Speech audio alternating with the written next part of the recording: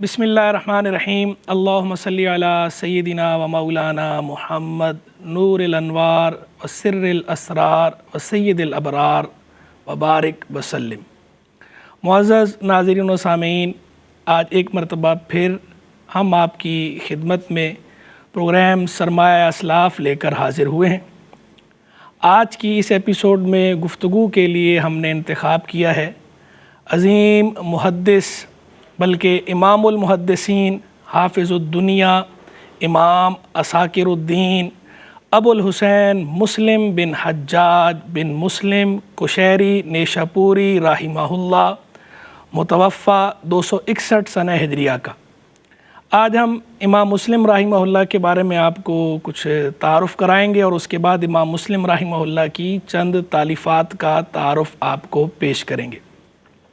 जैसा कि आपको पता है कि सरमाया असलाफ़ एक एजुकेशनल प्रोग्राम है। इसमें हर मरतबा किसी एक शख्सियत को चुनकर उनकी तालीफ़ात के बारे में गुफ्तगू की जाती है, उनके इल्मी तुरास के बारे में गुफ्तगू की जाती है जो उन्होंने सरमाया हमारे लिए छोड़ा है इल्मी कुतुब की सूरत में, जो हकीकी सरमाया है, जिसके लिए सरमाया असलाफ़ का लफ्ज़ बजा तौर पर सादिक आता है। तो इमाम मुस्लिम राहिमहुल्लाह की विलादत हुई है नेशापुर के शहर में। नेशापुर एक अज़ीम शहर था, बल्कि हाफ़िज़ ज़ाहबी राहिमहुल्लाह के अल्फाज में दारुस्सुन्ना वल आसार, कि इसको वो इल्म फ़न का गढ़ करार देते हैं, सुन्नत व आसार का गढ़ करार देते हैं। स्ट्रॉन्ग होल्ड था। बगदाद मुअल्ला के बाद सबसे ज़्यादा जिस शहर को अज़मत हासिल थी इल्मी और फ़नी तौर पर, वो एक ज़माने में नेशापुर को थी। नेशापुर की खाक से बड़े बड़े असातीन इल्म व फ़न उठे हैं और नेशापुर की तारीख़ अगर आप जानना चाहें, पढ़ना चाहें, तो इमाम हाकिम जो कि इब्नुल बय्ये के नाम से मशहूर हैं, हाकिम के नाम से भी मशहूर हैं और इब्नुल बय्ये के नाम से भी मशहूर हैं, उनकी तालीफ़ लतीफ़ है। उन्होंने पूरी एक तारीख़ लिखी है, तारीख़ नेशापुर। कई जिल्दों पर उन्होंने तालीफ़ फरमाई उलमाए नेशापुर के हालात के बारे में। तो वो तालीफ़, असल तालीफ़ तो मफ़कूद हो गई, हम तक नहीं पहुँच सकी, लेकिन खलीफ़ा नेशापुरी ने उसकी एक तलख़ीस लिखी थी फ़ारसी ज़बान में। वो तलख़ीस फ़ारसी ज़बान में छपी हुई मौजूद है और उसी की तारीब अरबी तर्जमा भी उसका मौजूद है।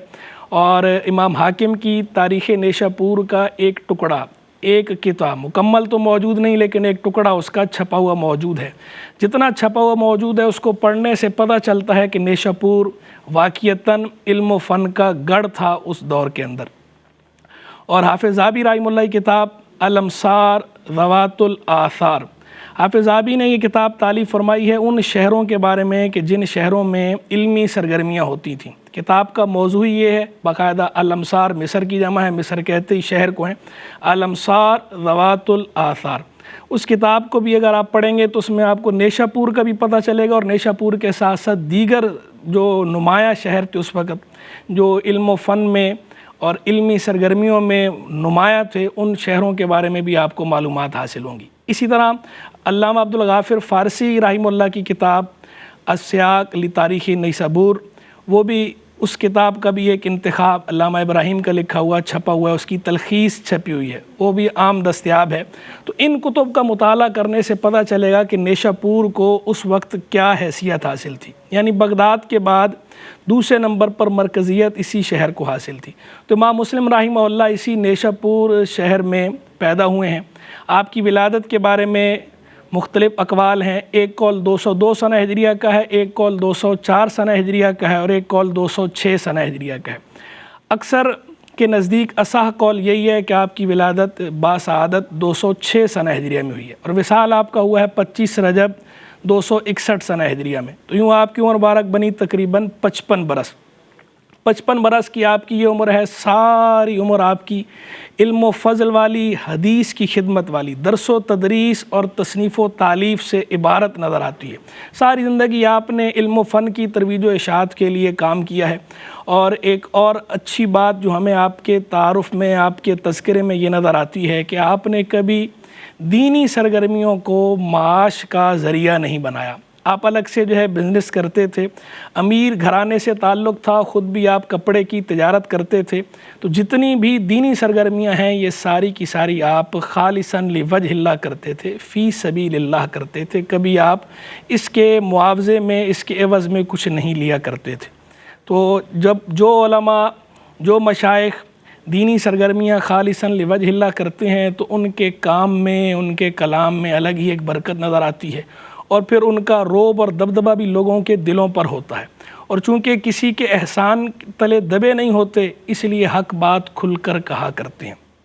باقی جو حضرات شرعی اجازت کے دائرے میں رہتے ہوئے کوئی کسی دینی سرگرمی کے عوض میں کوئی نذرانہ یا مشاہرہ وصول کرتے ہیں تو وہ بھی چونکہ شریعت نے جائز قرار دیا ہے، دائرہ شریعت کے اندر رہ کر اگر کوئی ایسا معاملہ ہے تو اس کو ہم کنڈیم نہیں کرتے، نہ ہی اس کو برا بھلا کہہ سکتے ہیں، وہی اپنی جگہ چونکہ جائز کام کر رہے ہیں تو جائز کام پر ہم کسی کی مذمت نہیں کر سکتے، کسی کو برا بھلا نہیں کہہ سکتے۔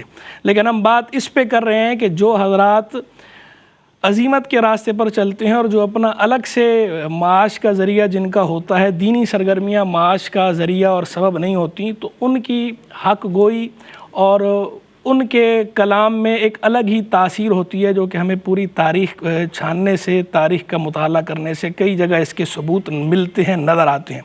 تو امام مسلم رحمہ اللہ الگ سے تجارت کیا کرتے تھے، اور اس کے ساتھ ساتھ آپ جو ہے علم دین کی ترویج و اشاعت میں بھرپور کردار ادا کرتے تھے۔ امام مسلم رحمہ اللہ کے اساتذہ یوں تو آپ کے سینکڑوں استاذ ہیں، بلا مبالغہ آپ نے سینکڑوں اساتذہ سے اکتساب فیض کیا ہے، اور اگر اس کی تفصیل جاننا چاہیں تو علامہ ابن خلفون کی کتاب ہے المعلم بشیوخ البخاری و مسلم، اس میں اس کی تفصیلات موجود ہیں، اس کی طرف رجوع کیا جا سکتا ہے۔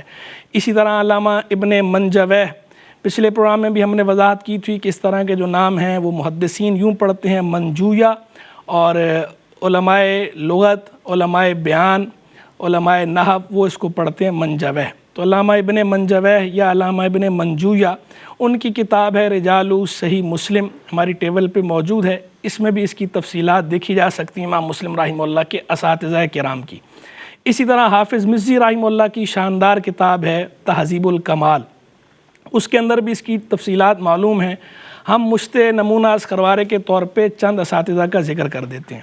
امام مسلم رحمہ اللہ کے اساتذہ میں نمایاں ترین لوگوں میں امام احمد بن حنبل رحمہ اللہ، جو فقہ کے 4 امام مشہور ہیں، ائمہ اربعہ، ان میں سے چوتھے امام ہیں، امام متبوع ہیں امام احمد بن حنبل رحمہ اللہ، امام السنہ ان کا لقب ہے۔ امام احمد بن حنبل رحمہ اللہ آپ کے استاد گرامی ہیں، اور امام احمد بن حنبل رحمہ اللہ سے آپ نے جو احادیث روایت کی ہیں، ایک مزے کی بات یہ ہے کہ آپ کی کتاب صحیح مسلم میں امام احمد بن حنبل سے کچھ وہ روایات بھی موجود ہیں جو خود امام احمد بن حنبل کی اپنی کتاب مسند احمد بن حنبل میں موجود نہیں۔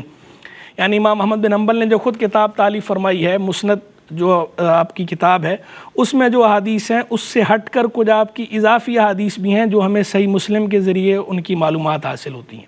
اس طرح امام مسلم رحمہ اللہ نے امام احمد بن حنبل کے حوالے سے کتاب لکھی ہے سوالات احمد بن حنبل، جس میں امام احمد بن حنبل سے جو سوالات پوچھے گئے اور ان سوالات کے جو حضرت نے جوابات ارشاد فرمائے، ان سوالات و جوابات کو کتابی صورت میں جمع کیا گیا۔ لیکن امام مسلم رحمہ اللہ کی یہ کتاب بدقسمتی سے مفقود ہے، ہم تک تاحال نہیں پہنچی، مفقود ہے یا پھر مخطوط ہے، چونکہ فتنہ تاتار میں بہت ساری کتابیں ضائع ہوئیں، ان میں امام مسلم رحمہ اللہ کی کتابوں کی بھی ایک تعداد ہے جو ضائع ہو گئی اس فتنے میں۔ تو امام مسلم رحمہ اللہ کے ایک استاد امام احمد بن حنبل، دوسرے استاد آپ کے امام دارمی، مسند دارمی جن کی مشہور ہے، یہاں بھی ہمیں یہی نظر آتا ہے کہ امام مسلم رحمہ اللہ کی صحیح مسلم میں کچھ ایسی احادیث بھی موجود ہیں امام دارمی کے حوالے سے جو ان کی اپنی کتب کے اندر موجود نہیں۔ ظاہری بات ہے جب کوئی محدث کوئی کتاب لکھتا ہے تو اس کے اندر وہ اپنی تمام روایات کو ذکر نہیں کرتا، کچھ کو ذکر کرتا ہے، کچھ کو چھوڑ دیتا ہے۔ تو جو ان کی دیگر روایات ہیں وہ روایات ہمیں کسی دوسرے محدث کے ذریعے، ان کے کسی دوسرے شاگرد کے ذریعے معلوم ہوتی ہیں۔ تو یہاں امام مسلم رحمہ اللہ کے ذریعے ہمیں امام احمد بن حنبل کی بھی کچھ اضافی روایات ملتی ہیں، اور امام دارمی کی بھی کچھ اضافی روایات امام مسلم رحمہ اللہ کے حوالے سے ہمیں ملتی ہیں۔ اسی طرح آپ کے ایک اور استاد گرامی ہیں امام ابو حاتم رازی رحمہ اللہ، یہ بھی بڑے اونچے پائے کے محدث تھے، ان سے بھی امام مسلم رحمہ اللہ نے اکتساب فیض کیا ہے۔ اسی طرح ان کے خالہ زاد بھائی امام ابو زرع رازی رحمہ اللہ، جن کے بارے میں یہ مشہور ہے کہ انہیں 1,00,000 حدیثیں تو یوں یاد تھیں جیسے بندے کو قل هو اللہ احد یاد ہوتا ہے، سورہ اخلاص جیسے یاد ہوتی ہے، اس طرح انہیں 1,00,000 احادیث یاد تھیں، جو جیسا کہ انہوں نے خود بیان فرمایا ہے۔ یہ بھی امام مسلم رحمہ اللہ کے استاد ہیں۔ اسی طرح امیر المومنین فی الحدیث امام بخاری رحمہ اللہ بھی امام مسلم رحمہ اللہ کے استاد ہیں۔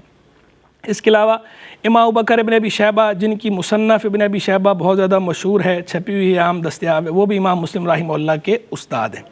الغرض اساتذہ امام مسلم رحمہ اللہ کے بہت زیادہ ہیں، ہم وقت کی قلت کے پیش نظر سب کو تو بیان نہیں کر سکتے، چیدہ چند ایک کا ذکر ہم نے کر دیا ہے، اور تفصیلات جاننے کے جو حضرات خواہش مند ہیں ان کے لیے ہم نے شروع میں چند کتب کا نام بھی ذکر کر دیا ہے، وہ کتب مطبوعہ ہیں، چھپی ہوئی ہیں، ان کتب کو دیکھ کر امام مسلم رحمہ اللہ کے تمام اساتذہ کے تفصیلی احوال جانے جا سکتے ہیں۔ تلامذہ کی طرف آئیں تو تلامذہ بھی امام مسلم رحمہ اللہ کے بڑے اساتین علم و ادب ہیں، بڑی شخصیات امام مسلم رحمہ اللہ کے اسٹوڈنٹس میں نظر آتی ہیں۔ امام ترمذی رحمہ اللہ جو خود کتب ستہ میں سے ایک کتاب کے مصنف ہیں، رائٹر ہیں، کتب ستہ جو ہے 6 کتابیں جنہیں عرف عام میں سیاہ ستہ کہا جاتا ہے، ان میں سے ایک کتاب ہے امام ترمذی رحمہ اللہ کی سنن ترمذی۔ امام ترمذی امام مسلم کے شاگرد ہیں۔ اسی طرح ابوبکر بن خزیمہ، جن کی صحیح ابن خزیمہ مشہور ہے، وہ امام مسلم رحمہ اللہ کے شاگرد ہیں۔ مکی بن عبدان امام مسلم رحمہ اللہ کے شاگرد ہیں۔ علامہ احمد بن سلمہ نیشاپوری رحمہ اللہ امام مسلم رحمہ اللہ کے شاگرد ہیں۔ اسی طرح جو ہے امام مسلم کے ایک اور بڑے شاگرد ابو اسحاق ابراہیم بن محمد بن سفیان حنفی نیشاپوری رحمہ اللہ، جن کا صحیح مسلم کا نسخہ مشہور ہے۔ صحیح مسلم کے مرکزی راوی جنہوں نے امام مسلم رحمہ اللہ سے صحیح مسلم روایت کی ہے، بہت سے لوگوں نے کی، لیکن جس نے روایت کی اور ان کا نسخہ سب سے زیادہ مشہور ہوا، عام ہوا، اس نسخے سے ہی آگے جو ہے وہ لوگوں نے کاپیز حاصل کی اور آگے مزید وہ نسخہ پھیلتا چلا گیا، بالخصوص مشرق کے اندر، وہ یہ حضرت ابو اسحاق ابراہیم جو حنفی ہیں۔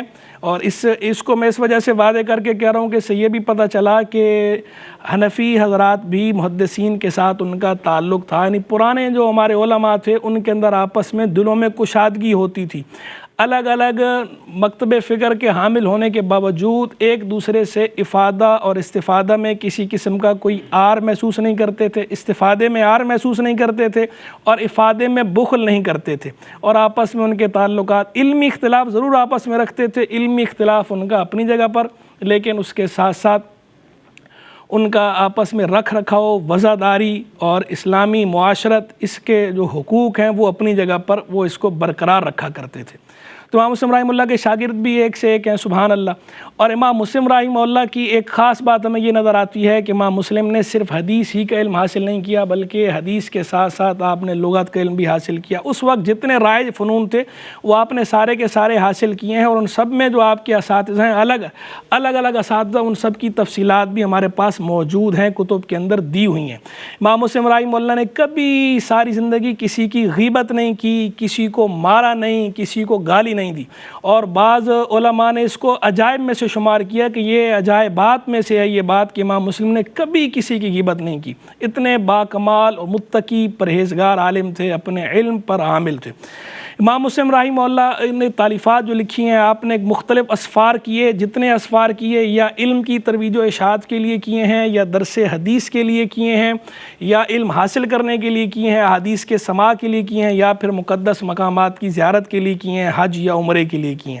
اور وہاں جہاں حج یا عمرے کے لیے بھی جو اسفار کیے ہیں، وہاں بھی ساتھ ساتھ تعلیم و تعلم کا سلسلہ جاری رہا۔ اس کے ساتھ ساتھ آپ نے تالیفات بھی کیے ہیں، آپ تصنیف و تالیف کے میدان میں بھی ہمیں آگے نظر آتے ہیں، پیچھے نظر نہیں آتے۔ متعدد تالیفات ہیں، جن میں سے 6 کتابیں آپ کی چھپی ہوئی ہیں، مطبوعہ ہیں، بقیہ کتب جو ہے وہ مفقود ہیں، وہ ہم تک نہیں پہنچی تاحال۔ تو جو چھپی ہوئی 6 کتابیں ان کا ذکر جو ہے میں مختصر تعارف آپ کے سامنے کرا دیتا ہوں۔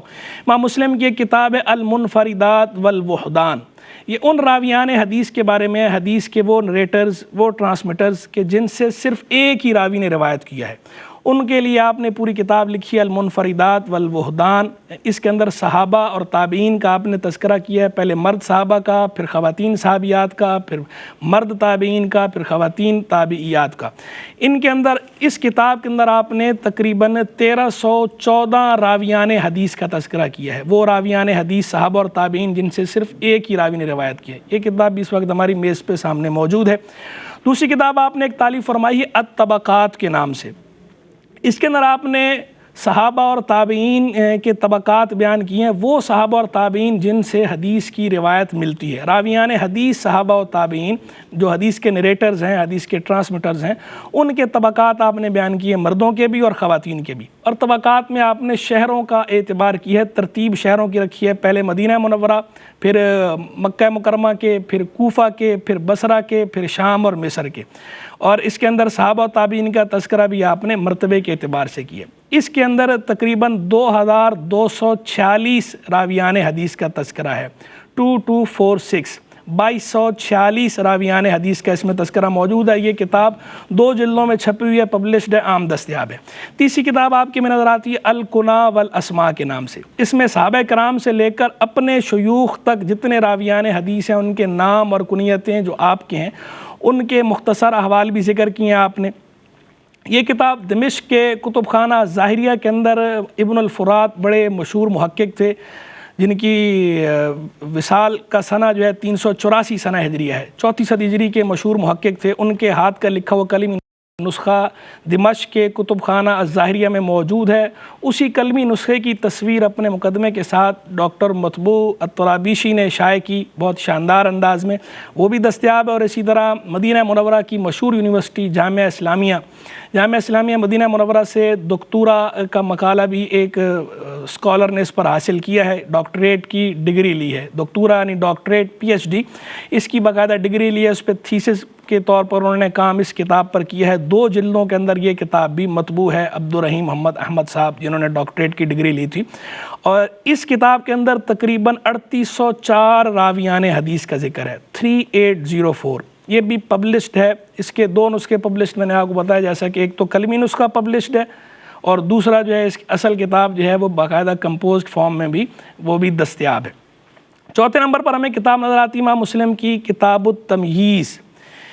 کتاب التمییز یہ کتاب علل الحدیث کے بارے میں ہے۔ اس کے اندر صحیح اور سقیم روایات کے مابین جو علتیں ہیں ان علتوں کو بیان کرنے کے لیے آپ نے کتاب لکھی ہے، اور دوسری یہ بھی اس کے اندر بیان فرمایا ہے کہ جو راویوں پر جرح کی جاتی ہے اس کا غیبت سے کوئی تعلق نہیں۔ اس کا نام التمییز اس لیے رکھا، مطلب یہ ہے تمییز ثواب روایات من الخطأ فیہا، درست روایتوں کو غلط روایتوں سے ممتاز کرنا۔ بہت شاندار کتاب ہے۔ یہ مکمل کتاب دستیاب نہیں، لیکن اس کی ایک تلخیص چھپی ہوئی عام دستیاب ہے، وہ بھی ہماری ٹیبل پہ موجود ہے۔ یہ معلوم نہیں کہ تلخیص کس نے کی، مشہور یہ ہے کہ حافظ ابن عبد البر اندلسی رحمہ اللہ نے یہ تلخیص کی ہے، لیکن اس پر کوئی حتمی دلیل موجود نہیں۔ اس کے علاوہ امام مسلم کی ایک اور کتاب 5ویں نمبر پر رجال عروہ بن زبیر و جماعہ من التابعین، اس کے اندر آپ نے حضرت عروہ بن زبیر کے شیوخ اور تلامذہ اور بعض اور تابعین ان کے شیوخ اور تلامذہ کا ذکر کیا۔ کتاب بھی چھپی ہوئی ہے، عام دستیاب ہے۔ آخری کتاب چھٹی جو آپ کی چھپی ہوئی ہے، انتہائی شاندار کتاب المسند الصحیح المختصر من السنن بالنقل العدل عن العدل عن رسول اللہ صلی اللہ علیہ وسلم،